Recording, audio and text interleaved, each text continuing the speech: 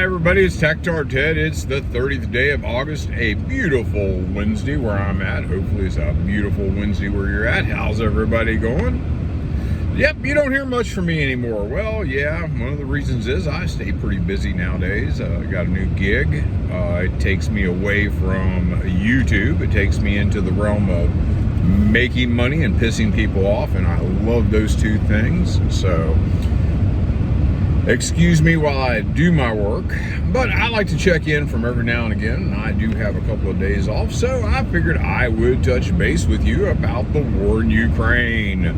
The war in Ukraine, yes, it's gotten so good for Zelensky that he's decided to have elections. Now, that isn't for certain yet.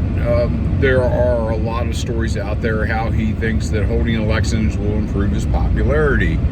I honestly think Zelensky wants out, or Zelensky wants to exit stage left really quickly before he gets put under the bus by the West. And you can see what's going on. Right now, the German economy is tanking. Their levels of their economy are down to almost COVID lockdown. COVID lockdown in Germany is up and operating, but they've got energy shortages, mainly because the United States blew up the Nord Stream pipeline, and they just are having major trade partners are turning their backs on them, and this whole sanctions thing has basically blown up in their face. In fact, there were several stories out of the EU this week about Chancellor Scholz and Francois Macron having phone conversations with Putin, and they were almost to the point of snot and tears, the fact that Putin did not ask them anything about the sanctions. Let's be honest, folks, France and Germany want the sanctions gone. It's damaging to their economy. The French are worried about what Putin may or may not do in Niger. There just seems to be tons and tons of nonsense going on. Tons and tons of nonsense. These people are worried to death. They think they've got Putin bent over a desk. They're giving him what for, and he doesn't even react. And they understand now that it's hurting them more than it's hurting Russia. And there are a lot of people out there who will laugh, they'll giggle, and luckily in the United States we're sort of insulated from all this. But at the same time, our NATO partners are not happy. And speaking of our NATO partners, Viktor Orban of Hungary, which you got to laugh at Viktor Orban. The Hungarians aren't huge fans of Russians. They're not. They're not since 1956, when the Soviet Union forced them back into communism. They're not real big fans of the Russians. What they are fans of is getting along, living peacefully, and having energy. And basically, Viktor Orban made the threat that Hungary would not sit by and allow any pipeline that feeds them energy being disrupted without declaring war. Basically what he said, you might get away with that shit with Germany, but you're not going to get away with it with Hungary. And that has caused all sorts of shakeup. You're not hearing it in the press here, but you're hearing it in the press in Europe. And it's not that he's a Putin bootlicker. It's the fact that he's a Hungarian leader who's looking out for Hungary. You know, those are what we call real patriots.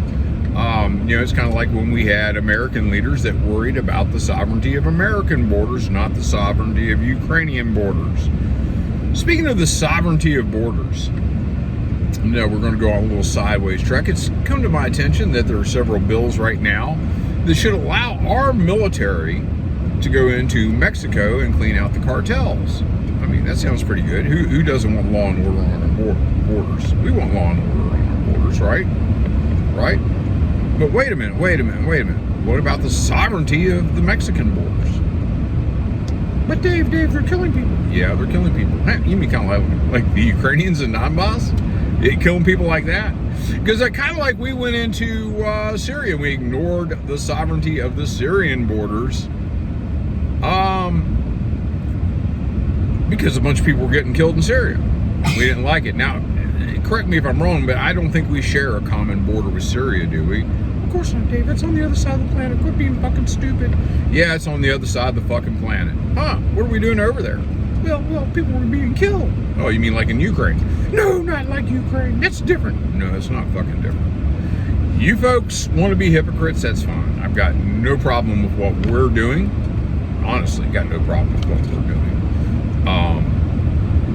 We're doing it. I don't necessarily think we're right in Syria, but we're doing it, and I'm not going to condemn the United States for doing it. I just think that, you know, we want to be in everybody's shit, and then we want to turn around and lecture everybody else. That's not a winning proposition, folks. That's not a winning proposition at all. So, let's see. So, we're talking about intervening in Mexico and sending troops in a special military operation. Oh, no, it's not a war. It's not a war. No. Now, a Putin special military operation, that's a war. There's different, right? So, we got all that shit going on. Then we've got Cocaine Mitch McConnell, Republican, just to show you that I don't have any great love for Republicans, as well as my total disdain and hatred for Democrats, froze up during a press conference, during the headlights. The lights were on and nobody was home. It's quite apparent that Senator McConnell has passed his time and should probably retire. Now, will he? No, I don't think he will. Let's call shit what it is. He and Biden are both not mentally capable of holding their offices, especially Biden, who's in a more important position than Senator McConnell. And yet, I guarantee you, there will be somebody that will prop both of these vegetables up. And who loses? The party. Party loses. And I ain't give a shit about your party. Your party doesn't matter to me. You know, I give a shit about my country, my kids, my life. Those are the things I give a shit about. And when you got two old white men, I thought old white men were the bane of everything that was a problem, that are being propped up and kept in power, well, isn't that kind of arrogant? Couldn't we have a couple of women or people of color or whatever? No. Both parties got to prop up old senile white men.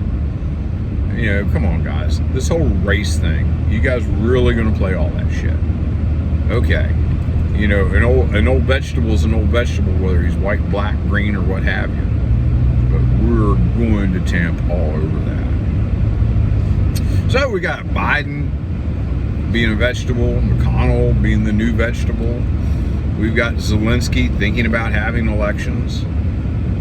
Which, I mean, is great, because once he has elections, you know he won't get elected unless Biden sends his folks to help make sure the elections go the way they want them. You know, I can see Ukrainian poll places closing down and the vote changing overnight. And I wonder how many Ukrainians are going to vote from mail from Crimea, you know, to change that vote. I mean, that's kind of the ludicrous nonsense we're into today. Let's see. Oh, yep. The Ukrainians are all emboldened. There was a big flap last night. 4 aircraft up near St. Petersburg were destroyed on a Russian military air base. And at first, they thought that they had came from Estonia, the Ukrainian drones. And there was all sorts of talk late last night about, you know, this is a violation and Article 5 doesn't apply and the Russians can attack. And then they tried to say it was Latvia. And then some Russian Nazis, real Russian Nazis, but they fight with the Ukrainians, claim that they launched it from the Gulf of Finland, from international waters. So stay tuned on that. Nobody knows. They blew up 4 big transport planes, and the Ukrainians are acting like it's the fucking invasion of Normandy. Yet they don't want to talk about their own invasion of Normandy. They had, last night or the night before, about 50 plus of their fucking Marines were trying to do a incursion in Crimea. And they got sent to the bottom of the Black Sea. All their guys died, 50 plus Ukrainian Marines. And the Ukrainians are just staying really quiet about that. I've got to tell you, folks, the way the Ukrainians are going on manpower, the loss of 50 Marines is probably more substantial than the loss of 4 large transport aircraft. Oh, and let me not, so just don't, I'm trivializing. They also lost at least 1 or 2 tanks of fuel that were also blown up. There were numerous other drone attacks in Russia that were thwarted, that were tamped down, and of course the Russians, in typical Russian style, hit targets they'd already pre-plotted all over Ukraine to include Kiev.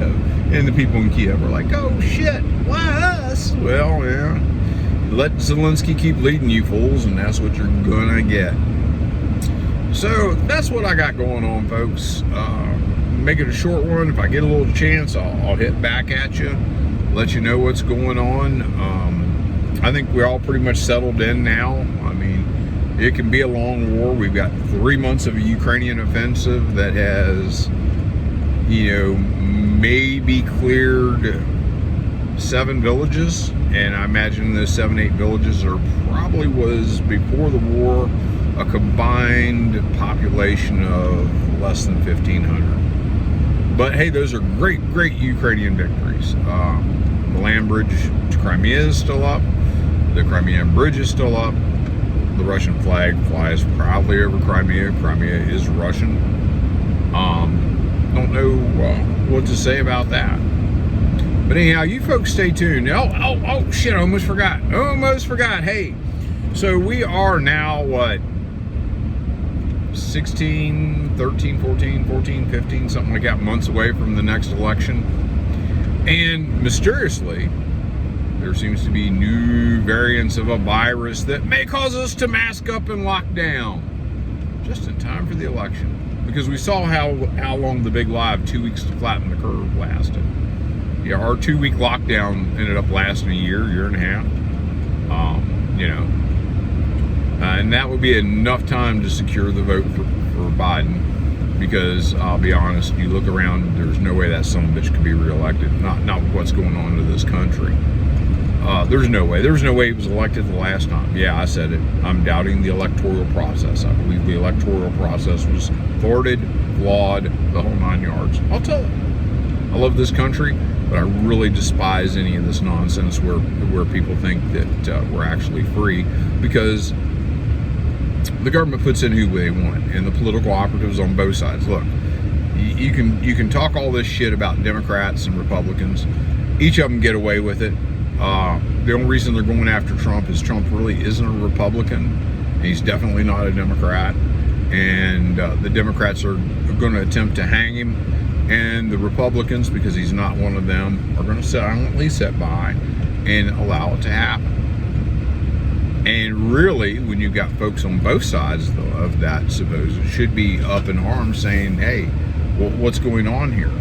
Why are we weaponizing the justice system to go after one guy? I mean, isn't that great?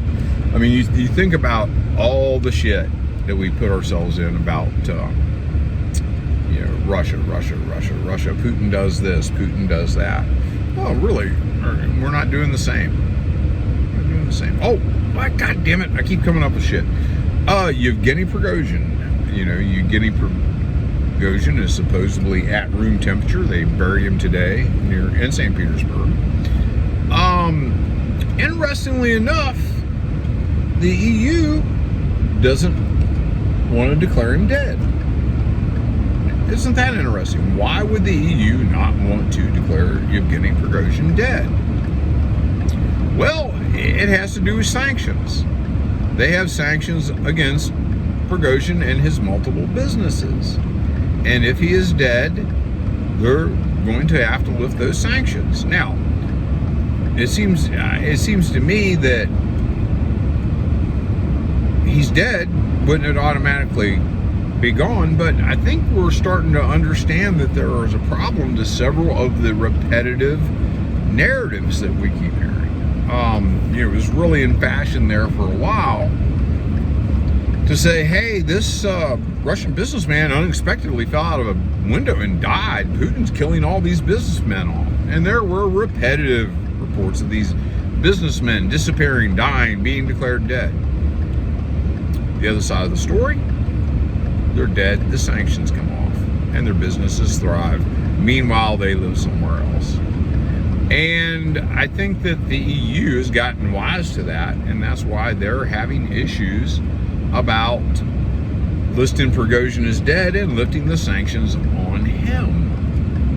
Very interesting that this is becoming an issue, that we're just, you know, we're so wrapped up that these sanctions are doing good. People are finding ways around them. The Russian economy is doing fine compared to most of the EU economies.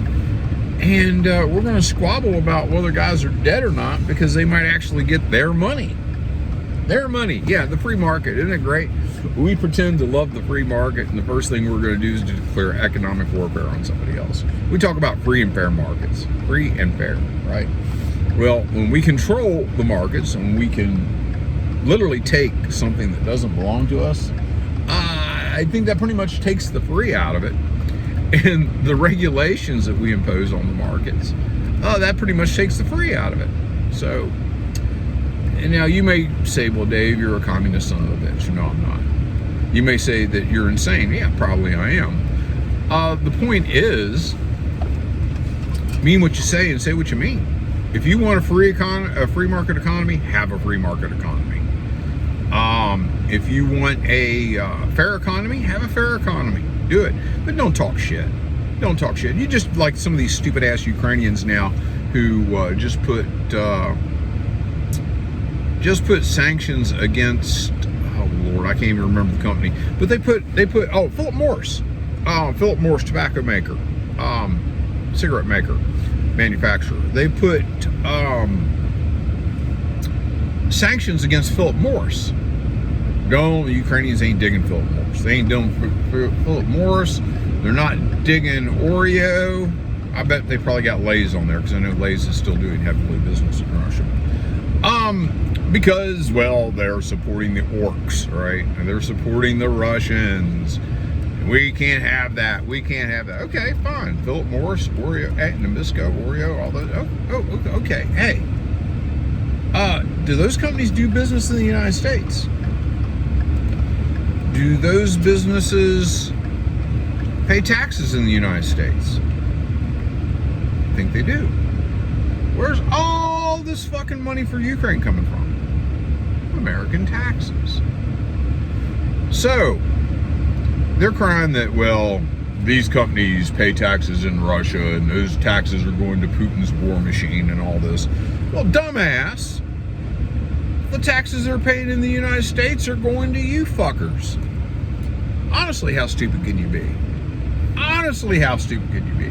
You gotta love these Ukrainians, man. They beg for damn money from the U.S. left and right, and then they want to cry about the quality of weapons we're giving them. Fine, you don't like them, don't take them. Hey, you don't like any of that shit, give the money back. You know, fucking what arrogance, guys.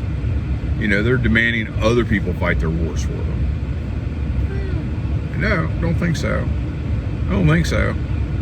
No. And you can make a case, which they honestly could, that, well, the United States did get us into this war. And yeah, our leadership, or lack thereof, pretty much has done that. Interesting that for the 4 years that we had Donald Trump, we didn't seem to have a whole lot of fucking problem with Ukraine. But that's because Putin was his buddy. Putin was his buddy. Oh, and he didn't just let his buddy Putin walk in and take the whole fucking Ukraine? Think about what you say, guys. Think about the all this happy shit. Anyhow, dude, I'm gone. Talk to y'all later. Bye.